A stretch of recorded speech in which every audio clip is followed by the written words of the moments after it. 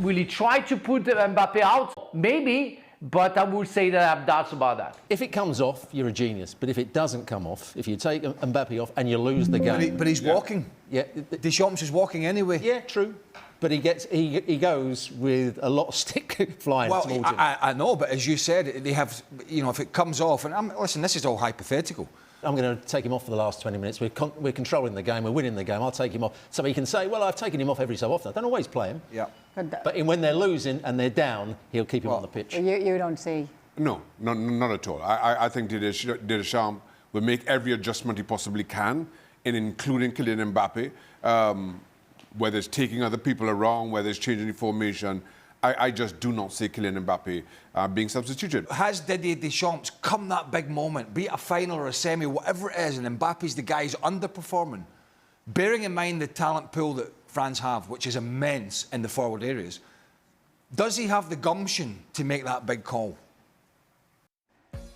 We'll carry on the conversation that we had on yesterday's show. Is Kylian Mbappé a player that it is impossible to bring off no matter what the situation? This is a man who, of course, won the World Cup in 2018, 2022, such a big part of that final defeat against Argentina. Julian Laurent is in New York for us throughout the tournament. We'll hear from Jules in a moment, but Jürgen, I want to go with you the obvious question.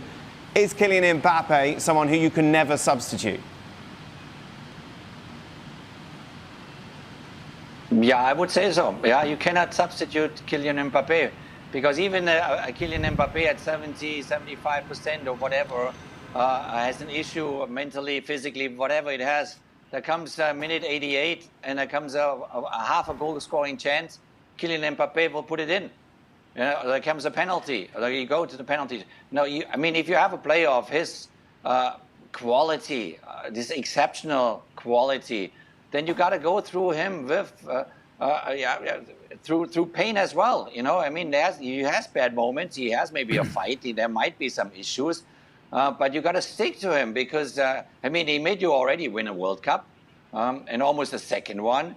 And I'm not saying he has a right now to do whatever he wants to do, but the quality of Kylian Mbappé is there's no doubt about it. And I take him every second of the game. And because I know he can change me that game like he did the last World Cup final. He changes it within a few minutes. And that's why I'm sure that his teammates know that. Didier Deschamps is so experienced, you know, went through so much with him, up and downs, but more ups than downs, obviously. That's why I think he's, in a certain way, yeah, you can say he's untouchable. Jules, what's the narrative around Mbappé? I think Jürgen is right. I think he's undroppable. I don't think you can take him off for the last 5 minutes if he's already scored or something like that. If you've won the game already, sure. Not starting him is impossible if he's fit. Taking him off early after an hour or 65 minutes, Deschamps will never do that. Because like Jürgen said, he knows that out of nothing, Kylian can do something special, can score a goal. Also, don't forget, there's not really the kind of backup perfect striker behind him. Yeah, you can play Mateta, but that's not the same level and different profile. You can go for Marcus Thuram. Again, different profile and certainly not the same level right now. So the answer is pretty easy, I think. The most interesting thing for me is who you play around him. What's the rest of the cast in that front four that we see now? Because we expect the front four that started yesterday against Northern Ireland to be the one that will start against Senegal here next week. So Doué on the left, Dembélé probably centrally now, and Olise on the right. I think personally, you need a striker on that left-hand side like Marcus Thuram. He would have been a kitty if he hadn't got injured.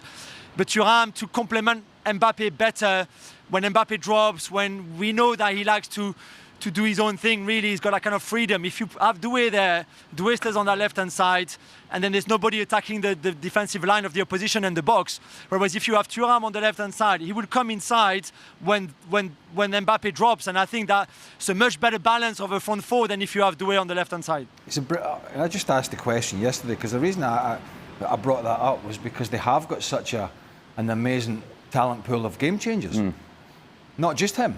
He's the sort of kingpin, but they have some wonderful talent, and it was just a question that could that scenario come around, and as the boys have said, they think it's unlikely, and I think he knows that, and I think it's one of the reasons he pretty much does what he wants, even in a French jersey. Why he walks about, why he doesn't close down, because he knows he's pretty untouchable. But he was also the reason they got back into the World Cup final, but he was part of the reason they were in the scenario that they were in.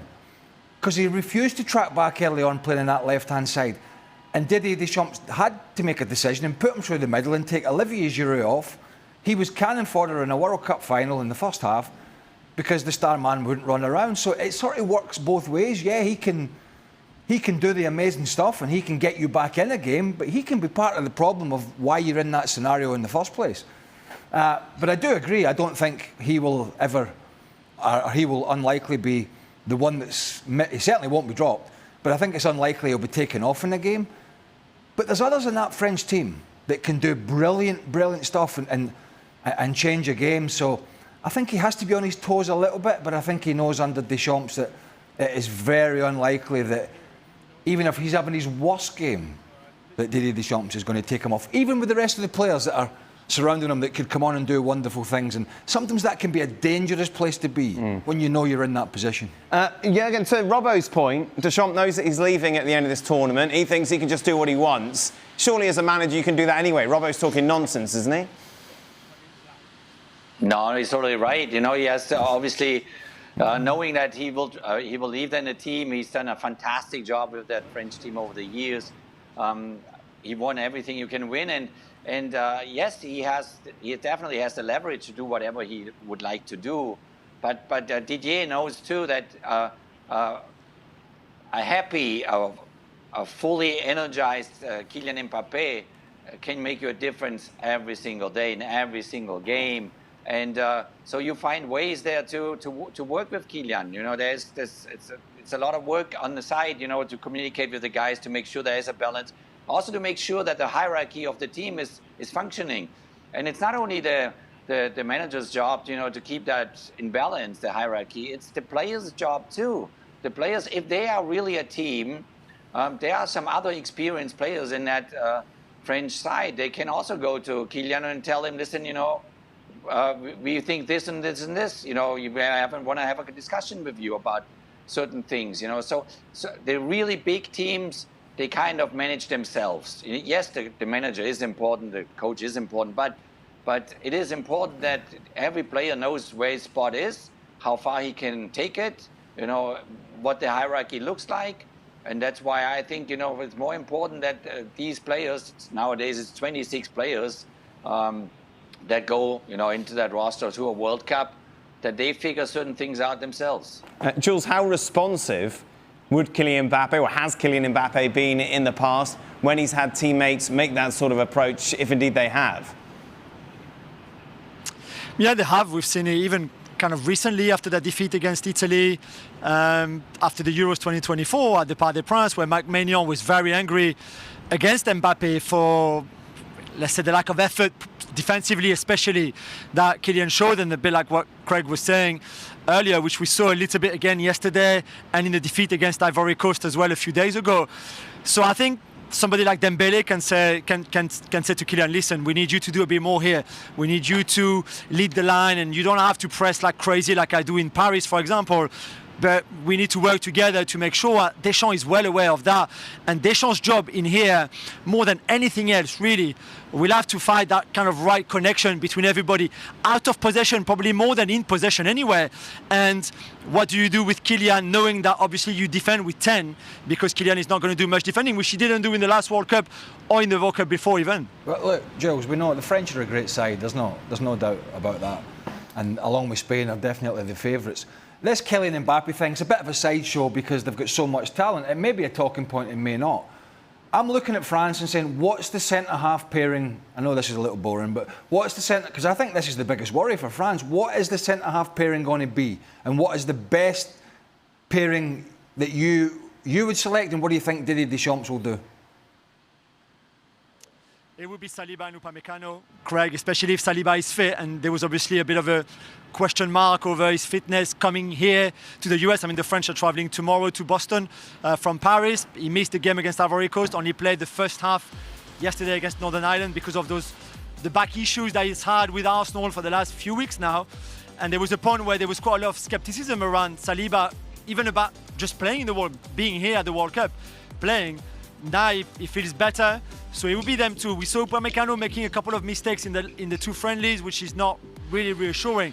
But he's also had a great season with Bayern. Like Saliba had a great season with Arsenal. So they're the two starters without a doubt. I don't think there's a debate even in Deschamps' mind. Then after that, it's Lacroix or Konate for the third man if you want. But Lacroix came on at halftime for Saliba yesterday, not Konate, which maybe is a bit of an indication that Lacroix might be the third guy in the pecking order, even ahead of Konate. Well, one thing is for sure, Elise will definitely start. And when Florentino Perez was speaking in the lead up to the election this weekend, talking about a 150 million euro bid for an attacking player, we all assumed it was Elise. We were wrong.